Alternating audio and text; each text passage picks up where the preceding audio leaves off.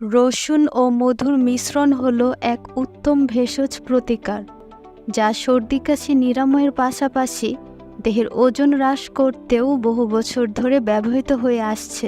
এই মিশ্রণে রয়েছে রোগ প্রতিরোধ ক্ষমতা বৃদ্ধির জন্য প্রাকৃতিক যৌগ, যা বৈজ্ঞানিকভাবে দেহে ইতিবাচক প্রভাব ফেলে বলে প্রমাণিত হয়েছে। রসুনে অ্যালিসিন নামক অর্গানোসালফার যৌগ রয়েছে, যা রোগ প্রতিরোধের মাত্রা বাড়াতে সহায়তা করে। গবেষণায় প্রমাণিত রসুনে থাকা এই অর্গানোসালফার যৌগে অ্যান্টিঅক্সিডেন্ট, অ্যান্টি ইনফ্লামেটরি, অ্যান্টিমাইক্রোবিয়াল ও কার্ডিওপ্রোটেক্টিভ প্রপার্টিস রয়েছে। অন্যদিকে মধুতেও এমন জৈব যৌগ রয়েছে যা অ্যান্টিমাইক্রোবিয়াল ও অ্যান্টিব্যাকটেরিয়াল বৈশিষ্ট্যযুক্ত। ফলে রসুন ও মধু এ দুটি উপাদান একত্রিত হলে শরীরের প্রতিরোধ ব্যবস্থা বৃদ্ধি পায় এবং দেহের সামগ্রিক স্বাস্থ্যেরও উন্নতি হয়। এজন্য এই মিশ্রণটি একটি শক্তিশালী ঘরোয়া ভেষজ উপায় হিসেবে বিবেচিত। গাজানো রসুন ও মধুর এই রেসিপিটি তৈরির জন্য লাগবে রসুনের কোয়া 12টি এবং মধু 250 গ্রাম। পরিমাণ বেশিও করতে পারেন, কিন্তু এই অনুপাতে করতে হবে। গাজানো রসুন মধুর এই রেসিপিটি তৈরি করার জন্য প্রথমে একটি পরিষ্কার হিটার প্রুফ গ্লাস জার নিতে হবে। তারপর সেই জারে খোসা ছাড়ানো রসুনের কোয়া নিন। এবার এর মধ্যে মধু ঢেলে দিন। মধু এমনভাবে ঢালুন যেন রসুনের কোয়াগুলো মধুতে ডুবে থাকে। এরপর জারের মুখটি খুব ভালো করে একটি পরিষ্কার সুতি কাপড় দিয়ে বেঁধে 3 দিনের জন্য রেখে দিন। 3 দিন পর জারের কাপড় খুলে একটি চামচের সাহায্যে রসুনগুলো নেড়ে দিন। এরপর আবারও মুখ বেঁধে রেখে দিন আরও 1 সপ্তাহের জন্য। 1 সপ্তাহ হয়ে গেলে জারের মুখ খুলে রসুনগুলো আবারও নেড়ে দিন। এভাবে আরও 3 সপ্তাহ করুন। মোট 1 মাস সময় হয়ে গেলেই রসুন মধু ফার্মেন্টেড হয়ে খাবার উপযুক্ত হয়ে যাবে। গাজানো রসুন মধুর এই জারটিকে স্বাভাবিক তাপমাত্রায় রাখতে হবে। কোনোভাবেই গরম করা যাবে না, গরম জায়গায় রাখা যাবে না, এমনকি ফ্রিজেও রাখা যাবে না। গাজানো রসুন মধুর এই টনিকটি দিনের যে কোনো সময় খেতে পারবেন। দিনে 1 কোয়া রসুন সহ 1 চা চামচ মধু সেবনযোগ্য।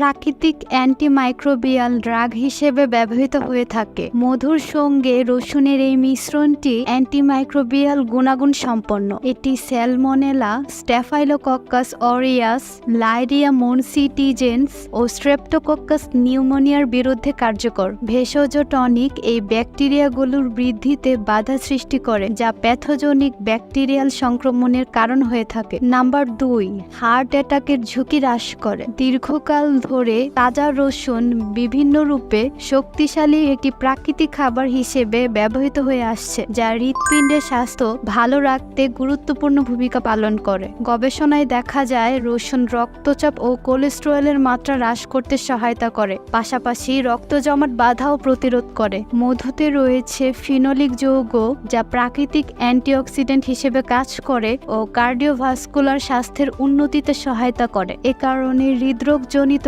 সমস্যায় গাজানো রসুন মধু একটি ঔষধি যৌগ হিসেবে কাজ করে। এটি হার্টে ব্লক হওয়ার প্রবণতা কমিয়ে দেয় এবং হার্ট রেট ঠিক রাখে, যাতে শরীরে কোনো অস্থিরতা তৈরি না হয়।